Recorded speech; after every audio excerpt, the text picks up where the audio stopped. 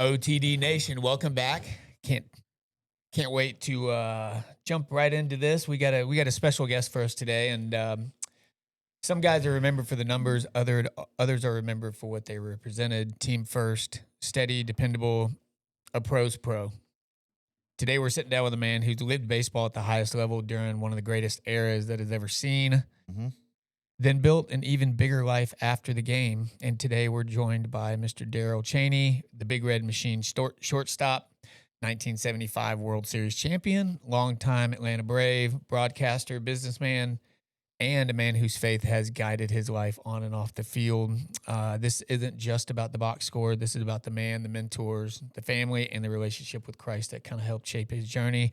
But before we get started, we do have a little gift for you from our partner at Bridgestone Golf, which is the number one golf ball fitter for the game, and Tiger Woods' ball of choice throughout his competition over the last 25 years. Here you go, Darrell. You're going to give it to me right now. Right Yeah. now. Yeah, There we you Thank you go. very Got your much. camera. Yeah. Wow. Now that's for his swing speed lower than 105.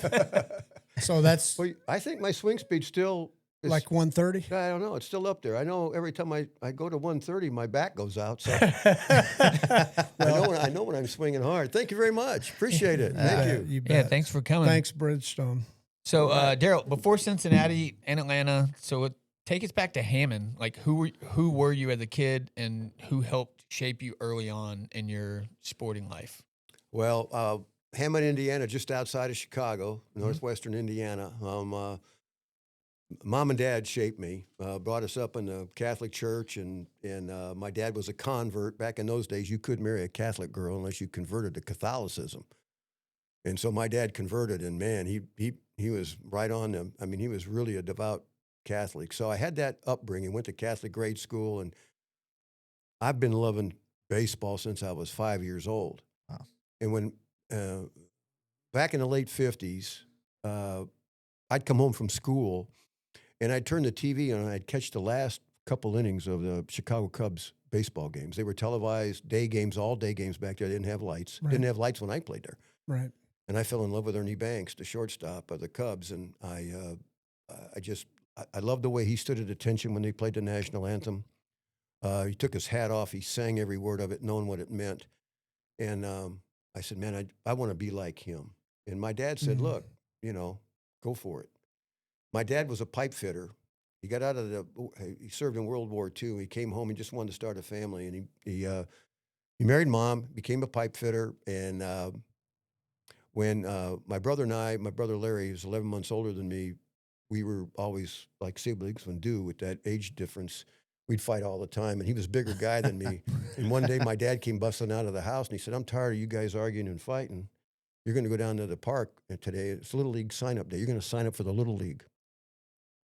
And I don't want to hear another peep out of you guys. So we hopped on our bikes, put our gloves on my dad had bought 2 gloves at Montgomery Ward's. There's an old department store back up there. And we went down, signed up, and sure enough, here comes Dad driving behind us in the car. And he ran a little.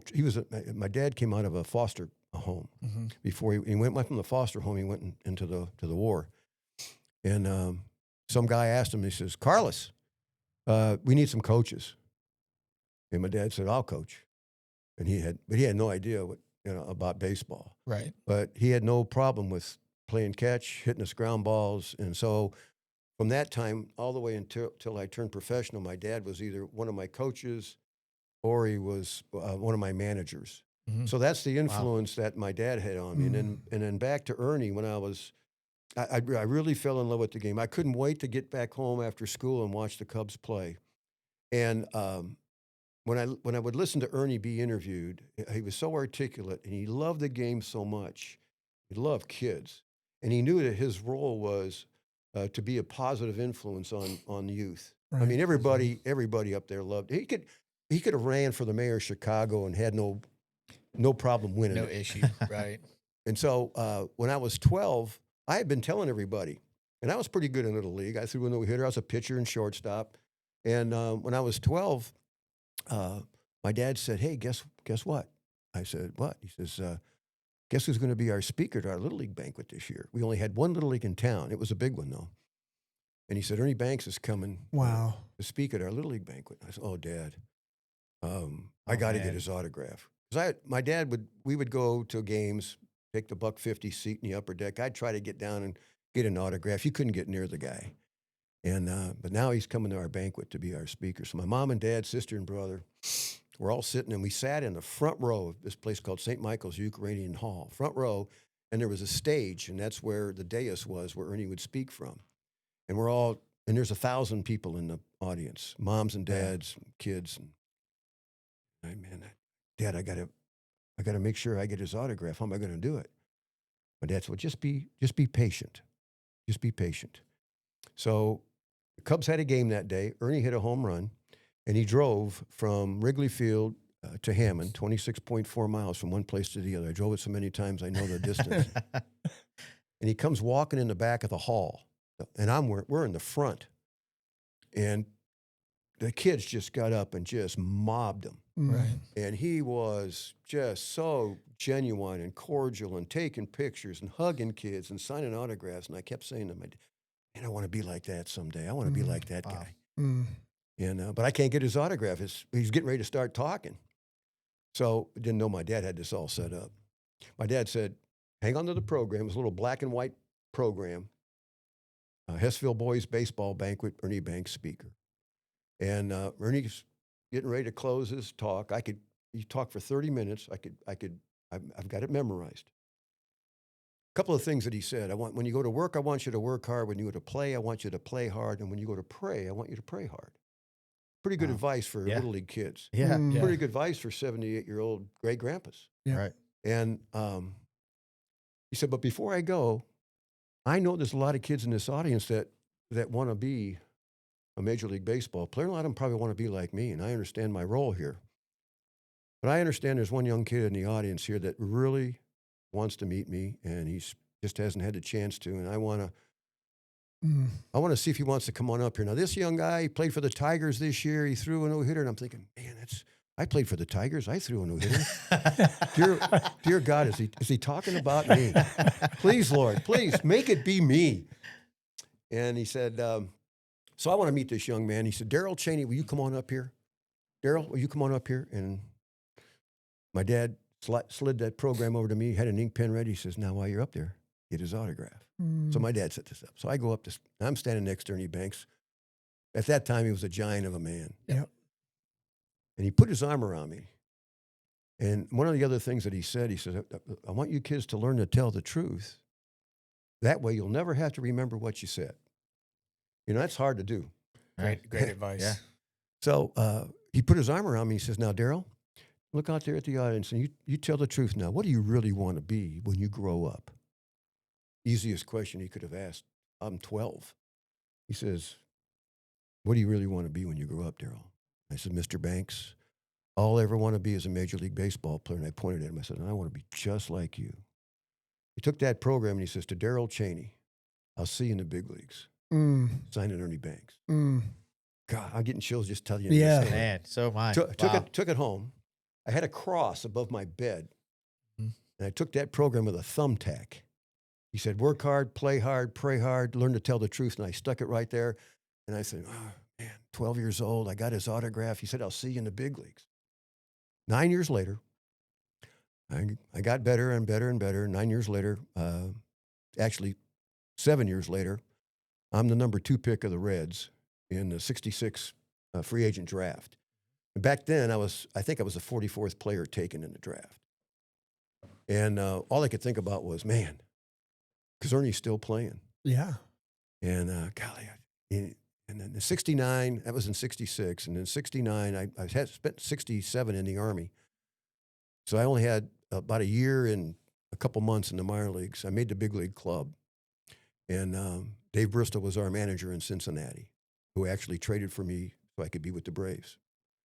And so I'm thinking, man, Ernie's still playing, but he's playing first base. Now, that 69, the Cubs, they blew a 14-game lead in August. They had it won, and they let it go. But Ernie's playing first base, so and I'm in the big leagues, but I'm a bench player. I'm a utility role. I'm 21, Yeah. and I'm not getting to play, but every 3 weeks or so. Right. We get to Chicago, mom and dad, sister and brother in the stands, all my friends. I'd call guys up when I got back home, and I'd say, "Hey, you guys want to come and watch me play?" and I was an All-American high school quarterback in football, so I had a lot of guys that I hung around with up there that were on my football team. We were state champions, undefeated, and I had a lot of college football offers in the Big Ten in Notre Dame that I could have gone to college, but I couldn't play baseball in the spring. Back then, they wouldn't let a quarterback play spring baseball. Right. He wanted to be a football player, so I chose not to do that. And so we got a game in June, and in June, our second baseman Tommy Helms comes up with an injury. So it's a Friday, Saturday, Sunday series, and I'm going to be playing second base. And I was all excited. I knew going up to Chicago that, and I was staying with my mom and dad at the time. They were both alive. And man, when I get to the ballpark, I guess got to meet them and say, "Hey, do you remember me?" Yeah. "Hey, Ernie, do you remember me?" First game, batting practice, Ernie's not taking BP. I said to Ron Santo, "Where's Ernie?" And he said, "Well, look out there in left field by the fire department, the firehouse out there in left field bleachers. There he is sitting out there with his uniform on. Kids are coming in from that gate in there, and he was signing autographs, taking pictures." That's I said, awesome. "Man, I want to do that someday." Wow. So I didn't get to see him before the game. And on Friday, I go 0 for 4. And Saturday, the same thing. I'm thinking, maybe today I'm playing again. And first time up, I hit a double, right center field.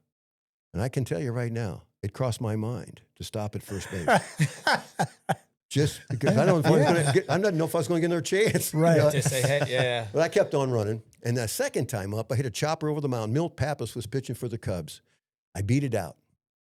I'm standing on first base. I got my left foot on the bag, right foot standing there, got my hands on my knees, and I said, "Lord, dear Lord, thank you for having me here today. By the grace of God, was I in that position." Mm-hmm. After I said that little prayer, I felt this arm come around me. And I looked, and it was a black hand. And it was Ernie. He had 2 feet on the bag, and he's standing up, and he says real loud, 36,000 people. The Reds drew really good in those days, wherever we went. And the stadium was packed, and so the fans probably couldn't hear what was going on. But Ernie says real loud, and all the infielders heard him, Darrel Chaney, how you doing, young man?"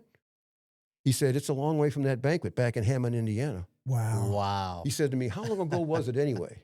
And 9 years, 27 days, 3 hours. When you have someone that when you have someone that's been that kind of an influence in your life, you track it. Right. Oh, yeah. And he put his arm around me and he gave me a squeeze and he says, "I knew you'd make it. Welcome to the big leagues." Wow.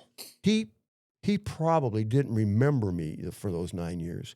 But that morning in the Chicago Sun-Times, and it had a little blurb in the back of the sports section, "Red's rookie dream comes true."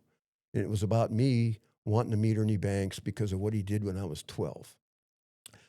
That was my basis for an influence for the rest of my life. Yeah. The spiritual part of those days was pray hard. And he said, "Pray hard." And I was always been trying to be a hard player, a hard prayer. Yeah. But until 1973, before I came to the Lord, I was kind of off and on. I was living the big league life and all that kind of stuff. So that's how it all got started. And that was my mom and dad were the family influence, and Ernie Banks certainly was my professional influence. It's a beautiful story. I mean, you did say you played multiple sports, but what outside of football and baseball, what else did you play? Oh, I was a basketball guard. Everybody played basketball. Everybody. Well, in Indiana, man, you had to. You had to. And I was a point guard, and I averaged 15 points a game. I didn't have the ability to use any of my basketball prowess to play at a higher level in college.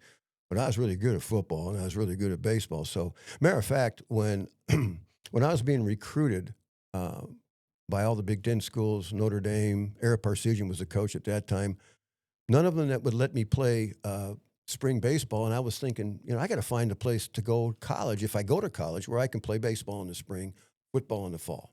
I get a call from Ball State University. At that time, it was about 6,000 students, Division II school.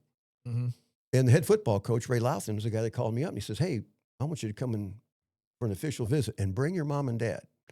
So from Hammond, Indiana to Muncie, Indiana, is where Ball State is, was about a 3-hour, 2.5-hour drive. Mom and dad come with me. Ray Louthan picks us up. He takes us to the football field. And then he says, there's another place I want to show you. And he goes, takes us to the baseball field. And he says, I want you to know one thing. If you come to Ball State University next year, you're my starting quarterback and you're my starting shortstop. And I says, how can you commit to me being the starting shortstop? He said, I'm also the baseball coach. And he later became the athletic director. So I signed a tender to go Ball State University. And a week and a half later, the draft came up. You got and drafted. I got picked by the Reds. Yeah. So what influenced you to go Baseball. baseball over? It was easy. It was look back to when I was 5 years old when I started my desire to be a Major Right. League Baseball player at Kearney Banks. Right. Yeah. It was easy. I didn't want to get my knees knocked out from under me either, and my ACL torn playing football. Yeah. I wasn't afraid to play football, that's for sure. But that was kind of an easy decision. I can remember when when you get drafted like that, and I was back then that's a high pick. What do they get today? They get $3 million. Right. Yeah. I got 6,000. So we're in my living room, and the guy that scouted me, Dale McReynolds, was sitting there, and a guy named Tony Rubella, who was the negotiator for the Reds, for the high picks anyway. We were sitting in my living room, and they said, well, we got a contract offer for you, Darrel. You will leave tomorrow for Sioux Falls, South Dakota, to begin your professional baseball career with the Cincinnati Reds. And here's the offer. And my dad looks at it. My dad was my agent. Your agent, back yeah. then. Yeah. And he wanted to help me, obviously. So $6,000. My dad looks at it and he says, "No, wait a minute. You guys know who's after this kid?" And he says to my mom, "Go get his scrapbooks out."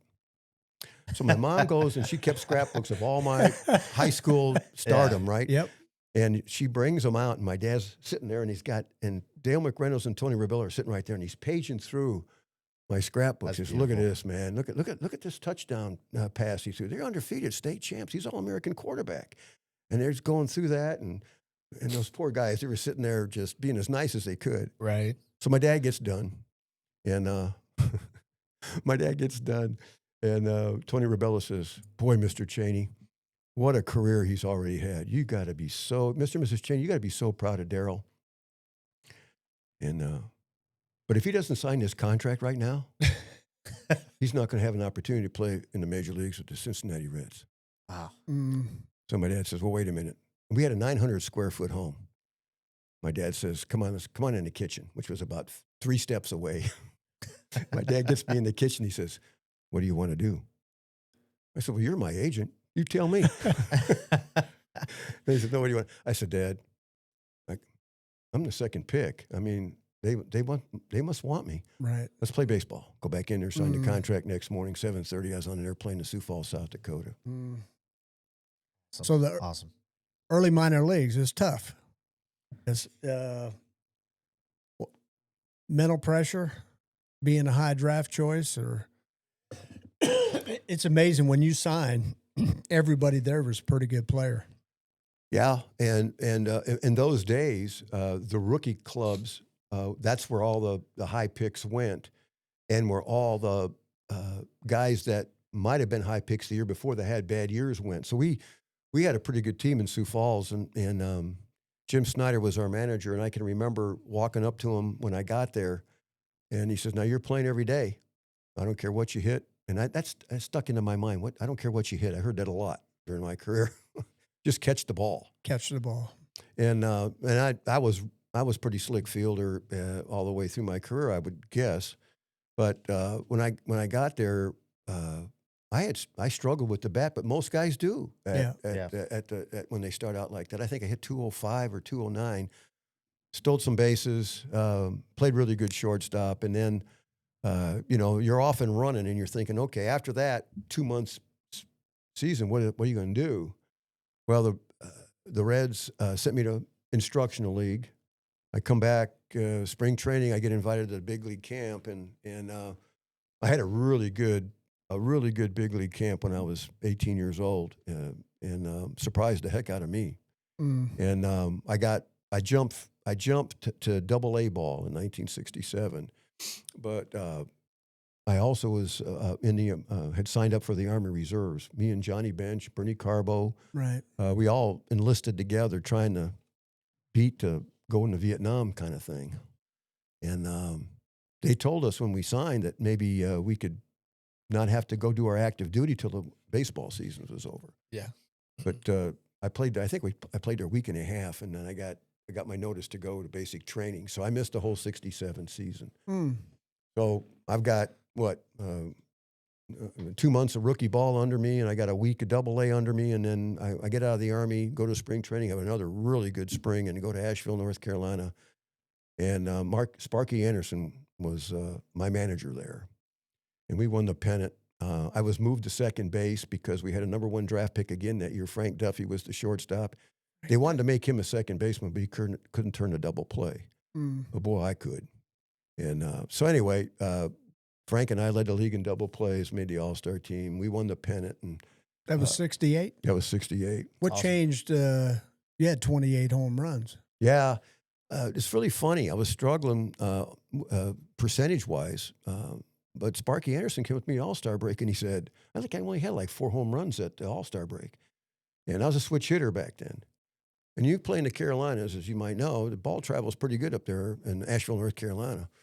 And so I gave a lot of credit to the mountains for my home runs.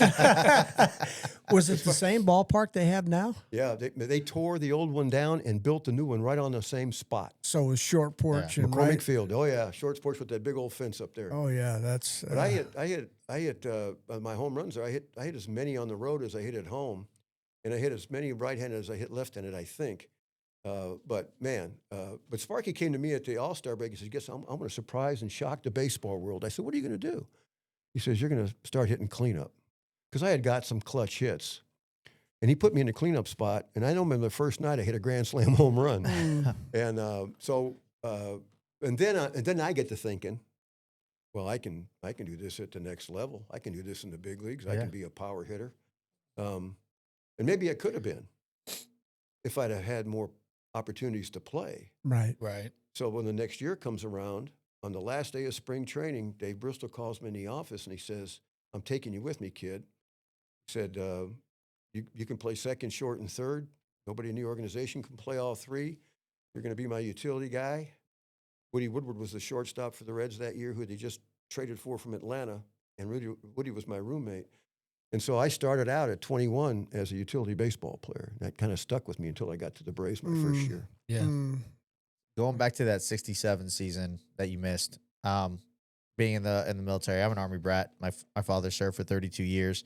Did anything about that season? Did you learn any discipline, any perspective on life, or anything during that time that you missed? Like, did you come back mentally tougher, more disciplined, or Great question. Thank you for your service, and Yeah. thank your dad, too. It made a man out of me is what it did. nice? It really toughened me up. And I'm so glad the Lord put that part of my life into my baseball career. I came out of the Army. You got 3 square meals a day, and you're working out every day. And I had no body fat, but I'd gained like 15 pounds. And I remember Dale McReynolds, my scout, telling me when I got out of active duty, he said, "You better lose some weight." And so I did. And I went to spring training. I went from 215 to 188. Wow. And so I can quite a move. bit. I can Yeah. move pretty good again. But I didn't realize I was playing soldier. Right. I was trying to be. That's I was a right. platoon leader and all that. Yeah.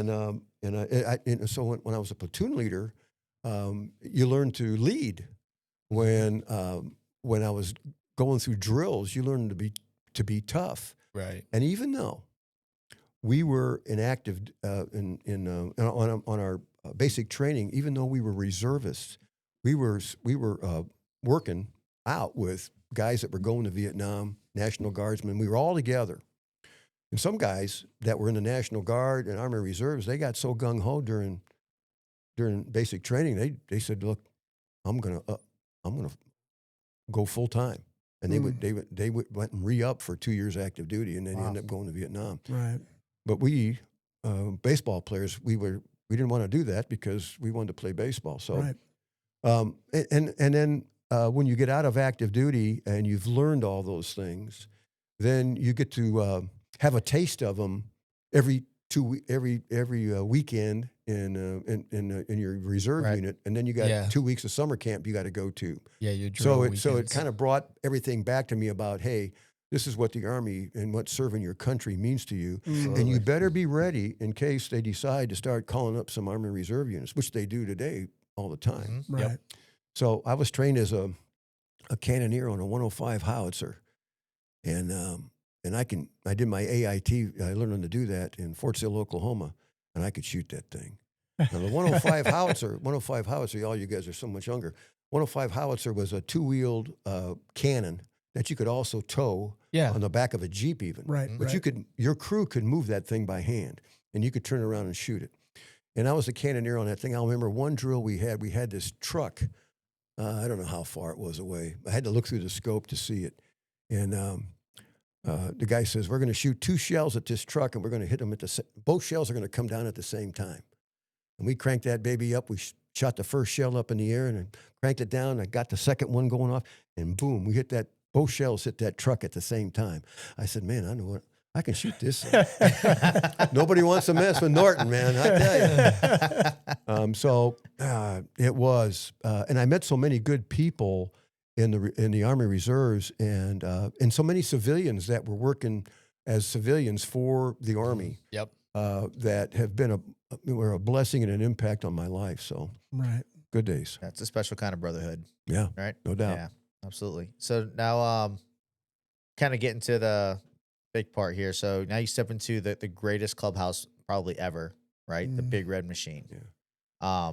So what was that culture like in the Reds clubhouse, and what made it a winning machine day to day?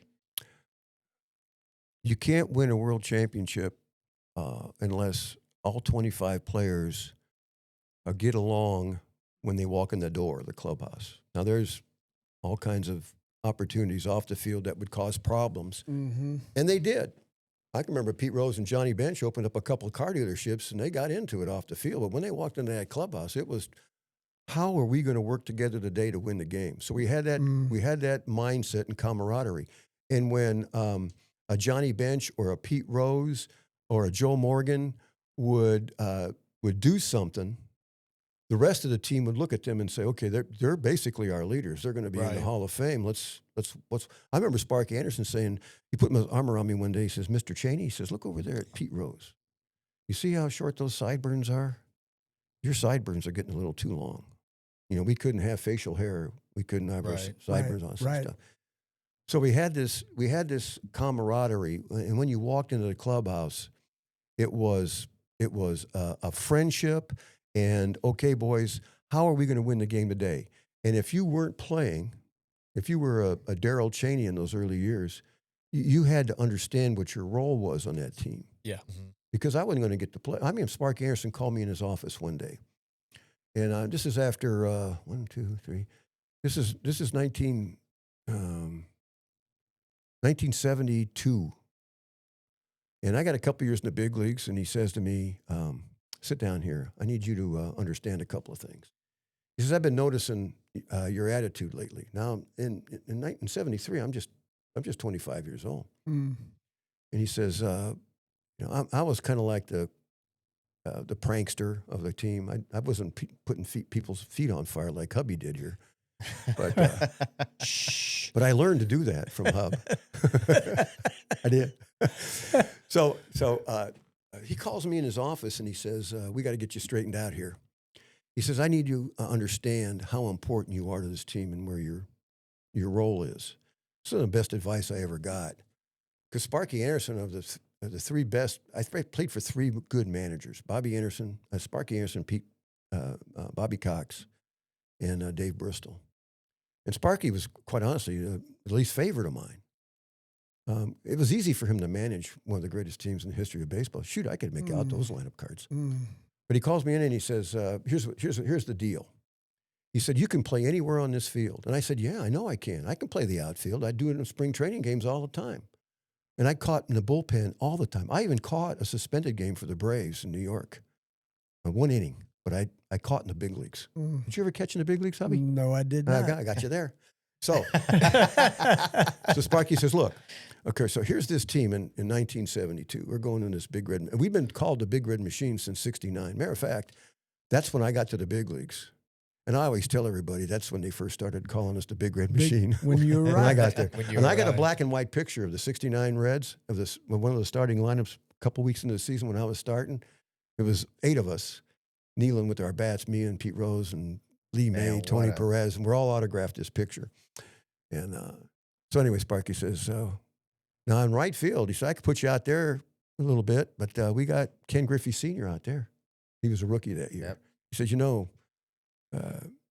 he's going to hit 280. And this is that All-Star break when he was telling me this. And he said, he's going to hit 280. He might even be Rookie of the Year. He was close, but he didn't get it. But he's in Cincinnati Reds Hall of Fame. He said, let's go to center field, Darrel. We could put you out there. We just got a guy from the Astros named Cesar Geronimo. Yeah. By the way, Darrel, he said he won the Gold Glove last year, and he's starting the All-Star game on Tuesday. I can't play there, can I? Let's go to left field. We got a guy out there named George Foster, Darrel. He's taken off like a house of fire, and I think in one half of the year he hit 21 home runs in half a season. Right. Was the MVP in '77. Hit 50 home runs twice. Right. MVP 1 year. Well, I can't go out there. Now we go to the infield where I played the most. We got a guy at third base named Pete Rose. Yeah. He says, he gets 200 hits okay. every year, and Yep. he's got 4,256 of them, a record that's never going to be broken. Right. Now we go to shortstop, Darrel, which is your number one position, but I get the job to Davey Concepcion. And the year before, Davey and I platooned, and I out-hit Davey 252 to 209. But Sparky gave him the job. And he said, if Davey needs a day off, or if Davey gets hurt, you're my shortstop. That year, Davey broke his ankle. I played the rest of the season, and we ended up losing to the Mets in the playoffs that year. But I was solid on defense. He said, second base, he said, you can really turn a double play. You might even turn it better than Joe Morgan. That made me feel pretty good. He said, so if Joe needs a break, and a lot of times I would play a doubleheader. I'd play one game at short for Davey, one game at second for Joe. Right. And I said, well, I can't get in there too much with those guys. He says, well, how about first base, Sparky? He says, we got Tony Perez over there. He's going to be in the Hall of Fame someday. Yeah. He said, you want to catch? And I said, well, I would be the third catcher on that team. Bill Plummer was Johnny Bench's backup catcher. He said, but we got a guy behind the plate named Johnny Bench. And guess what? I said, well, he's going to be in the Hall of Fame too. Sparky's in the Hall of Fame. Marty Brenneman, the announcer, he's in the Hall of He's Fame. in the All Hall- these guys are in the Hall of Fame. Right. And as I was walking out the door, he says, I just want you to understand one thing. You got to be ready in case the game comes to you. Yep. So you got to start Yeah. thinking. You got to start thinking fourth inning or on. What's going on? Right. When I need you to pinch run, go in the tunnel, get your legs loose. When I need you to drop a bunt down. Back then, a bunt was a very important part of the Yeah. game. That's right. And if I didn't know how to Small ball, bunt, yeah. if I didn't know how to Sacrifice bunt with the bunt. Big Red Machine, I would have not been on that team. But I could put a bunt down. Right. I could sacrifice a guy over. I could get a guy in a scoring position so Rose or Bench or somebody could drive him in. Right. And he said, in a pinch running, he says, you're one of my fastest runners and you're one of my smartest base runners. So I might need you to do that. Yeah. So those things stuck in my mind. Always be Mhm. ready in case the game comes to you. Mhm. So from that time on, I tried to emulate that guy that was always ready in case the game Yeah. come to him. And when I remember Doug Flynn coming to us in 1975, his rookie year. He was the other utility infielder in our team that year. He was a rookie. He didn't know where to go after a game. I said, after a game, Doug, where do you want to go? You want to go to a place to get in trouble? Here's where you go. You want to go to a place to stay out of trouble? Here's where you go. I Right. try to lead him in that right way. And then Right. sitting on the bench together, I try to help him with his mindset. He was a young 25-year-old rookie then. And I had at that time, I had about 6 years in the big leagues. I was trying to help him along because I knew that one day he'd be in a game. And what he was going to have to do was going to be very important to winning Yep. that game. Johnny Bench always said this. you cannot win a world championship without all 25 guys. That's right. And in Cincinnati, they had the grade 8. But there were 17 other great players on that team that knew what their role was. That's right. Yeah. And so when you walk into the clubhouse, you had all that going for you. And boy, those were some of the greatest years of my life. Some of the great. And as I get older, the more I look back at it, we just celebrated our 50th anniversary of the '75 World Championship team. Mm. We went back to Cincinnati, and it was a wonderful weekend. And 25 players are still alive. 23 were able to come. And it was just great to see those guys after 50 years. And when we paraded around the field and got introduced, and the fans back then remember the Big Red Machine of 50 years. Mhm. I'm getting chills talking about it right Yeah. now. We were, I will argue that the Big Red Machine years from 1969 actually through 79, that decade, there was nobody better. And you could put us up against any team in the history of the game. And I'd argue Right. in the Big Red Machine years, the grade 8 got so much credit for being so good offensively. Yep. But our pitching staff, Oh, yeah. bullpen, nobody had an ERA over 3. Right. Yeah, The you guys were solid. starters went to the post Right. every day. I remember Jack Billingham. I played behind Jack Billingham one game. He and I were roommates in '75. He threw 173 pitches in a game. 173. Yeah. They didn't have pitch counts back then. No, that's No. unheard of today. Yeah. Well, Big Red Machine is perfect because there's a lot of moving parts, a lot of different parts, which means 25 guys, 25 different parts that made it a Big Red Machine. And people overlook the importance of a good coaching staff. You know, Yeah. you were a coach for a number of years. You couldn't beat the guys that we had that knew what our jobs were. Yep. And helped us with those jobs. You know, and they're all gone now, but they don't get enough credit. They probably never will. But as I get older and I look back on those years, just to think that only 700 of us every year get to play at that level, right, hubby? That's right. 700 in the world get to play on the major league level and have the opportunity to play for 11 years of big leagues. I look back, I got to play in 4 National League playoffs. In '72, I played every game because I was platoon with Davey that year. And Pittsburgh Pirates pitching staff was all right-handed pitchers. So I played all those games in '72 in the playoffs. World Series, too, except for the last game of the World Series. I didn't get to start that one. But so I look back and think, man, how many other guys, when they were 12 years old, talking to their idol, would have traded places with me knowing that they were going to play at that level and get to play in those meaningful games. So God blessed me That's right. with a career that wasn't a Hall of Fame career. Your name may not appear down here in this world's Hall of Fame. In fact, you may be so unknown that no one knows your name. I The know. Oscars and the praise of men may never come your way, but just remember, God has rewards. He's going to hand them out someday. This crowd on earth will soon forget when you're not at the top, and they'll cheer like mad until you fall. And then their praise is going to stop, but not God. He never does forget. And in his Hall of Fame, by just believing on his Son, forever, there's your name. So I'll tell you, friends, I wouldn't trade my name, however small, that's written there beyond the stars in his celestial hall for all the famous names on earth and all the glory that they share. I'd rather be an unknown down here because I got my name up there. Amen. Amen. Amen. You know, What's the number of guys that 20 have played? I just looked it up. 23,600 since Only- the MLB's conception. I've played at that level. Yeah, and I'm wondering what my number was because they got a number for each guy that played. I've seen that come out lately. Really? Yeah. Okay. really, I don't know what it was. you Well- give us a second. We can To get pull an it up. opportunity to be on that field, something about that, as a little league, kids are playing for that. And they're not playing to make an all-star team. You play to make an all-star team in little league, but really you're playing to step on that field to be able to play in the World Series. No doubt about it. No The doubt. World Series. I mean, how many great players never got a chance? Ernie to, Banks.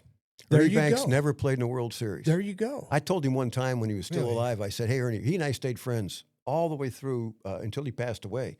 I run across him at all kinds of conventions and stuff when I was working. And I said, and I'd have my world championship ring on. I said, hey, Ernie, you want to, he had like 19 All-Star rings. I Yeah. said, you want to trade me a couple All-Star rings? I'll let you wear this one for a while. Just kidding around with him. Yeah. But there you go. One of the greatest players that ever lived. To me, Yeah. he's the Right. first shortstop to ever hit 500 home runs. Right. And like I said, great guy. And so, it's and when you're younger, when I can remember going to Wrigley Field as a kid. I don't know if you had this experience or not. When I got to the big leagues, when I was a kid, one of the things I really liked walking into Wrigley Field, I could smell the hot dogs. That's right. And in Wrigley Field, they had that ivy on the outfield, and Yep. it had a smell to it, and that fresh cut grass. My first time walking on that field, it was really way before the game, and I walked into short center field.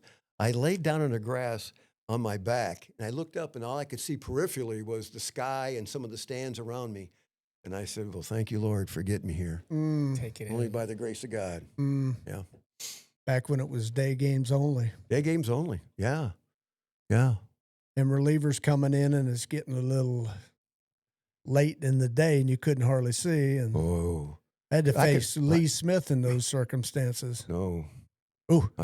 I feel for you. I can remember in the 73 playoffs, they were all at 4 o'clock in the afternoon. All of them. Shadows everywhere. Who did the Mets have on their 73 staff? Tom Seaver, John Matlack, Jerry Kuzman, Dave Andrews. I mean, these guys were lights out without having help. And then they got those shadows going in there. Man, oh man, oh man. That's why they were low-scoring games. Not because just because they were great pitchers for sure. Right. But I go up to the plate and say, these guys are hard enough to hit, but I can't see the I doggone can't thing. see it. That's exactly